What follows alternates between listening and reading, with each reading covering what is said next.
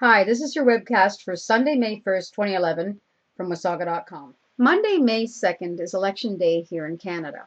Now, this is the national election. I've had a couple people I've had conversations with over the last couple of days tell me that they think that they're going to be able to vote out McGuinty, but unfortunately that's just not true. McGuinty is Ontario, and this is the national election that we're talking about.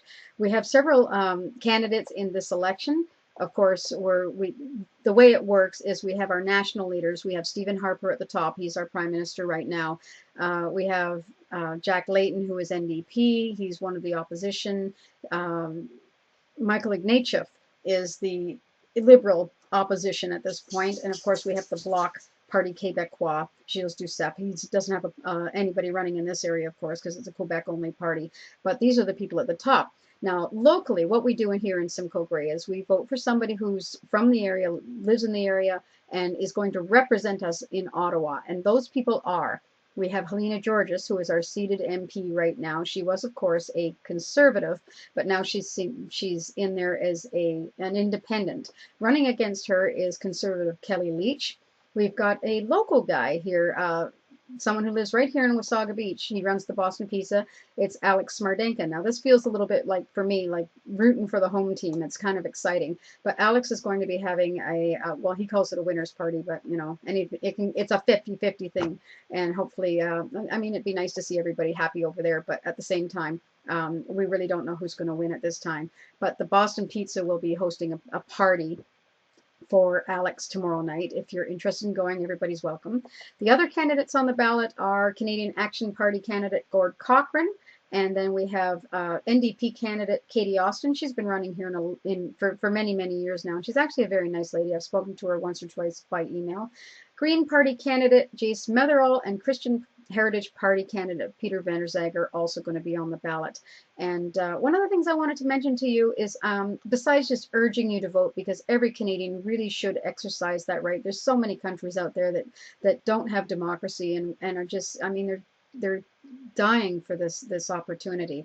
And I know that a lot of people just get so fed up with politics, they think every politician is a liar. And, you know, I have to tell you, it's just not true, for one thing. It's really, politics are only as good as the people we elect. We have to make sure that we listen to what they're saying and that we're trying to get people in who aren't going to be lying to us. And, you know, just be very careful listening to listen to their lines. Try to catch them if they are contradicting themselves. That's how we find out who's good and who isn't. But you need to make sure that you bring one of these with you tomorrow.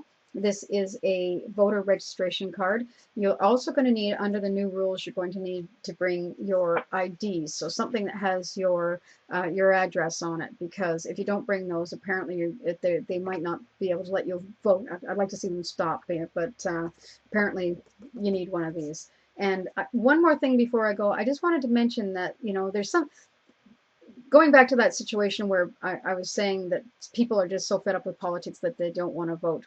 One of the very good reasons why you should vote is not only just to let people know how you feel about the different parties that are there. Vote for the one that most closely resembles your ideals in this world.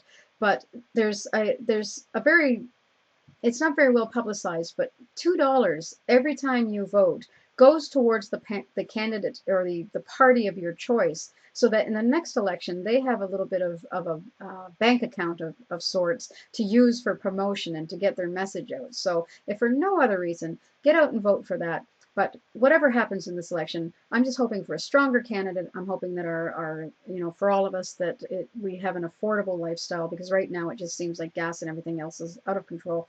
Let's just hope that things get better in 2011, 2012, and furthermore. And may the best person win.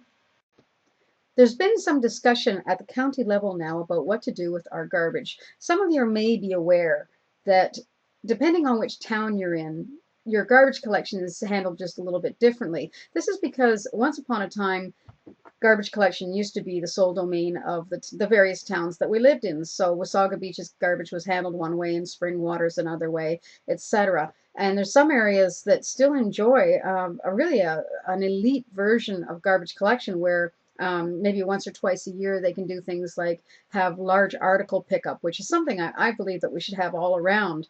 But obviously the expenses are making it prohibitive. Anyhow, there's a recent article in the paper, and the headline went like this: County Council delays user pay garbage pending more details. You know, in political speak, really what that means is they tried to make everybody pay per bag. They tried to justify it by saying that there was going to be less on your tax bill, which, you know, we all know what that means. It generally doesn't translate as well as we always hope. So it means that they're going back to the drawing board, and I think that's a good thing. There's an event coming up that I wanted to talk about, and I'm probably going to end up talking about it in future webcasts because it's just one of those things that I think that we want to see a lot of support for out there in the general public. This one is for the Wasaga Beach Salsa Festival. It's happening May 20th to the 22nd. That's 3 full days of music and dance and frivolity. It's going to be a lot of fun. And the organizers tell me that they want to make this a yearly event. So this is the first of what we hope will be an annual event. I'm just going to read you a little bit about what it says here. It says, the Donato House Hotel will be hosting this fun and exciting event with a salsa party, workshops, and performances. And if you've never seen a salsa dance before, there will be beginner workshops with Peter and Kim Corlett. I hope I'm getting that name right. Performances and workshops by the artistic director of Toronto Dance Salsa. I hope you'll come and support this event. We really do need it. It's sorely needed at this time of year, and I can't say enough to try and try to entice you into doing something. Bring some friends, get a group together, come out and see this one. If you need more information, it is 1-877-372-4411, or you can visit thedonatohouse.com for more information.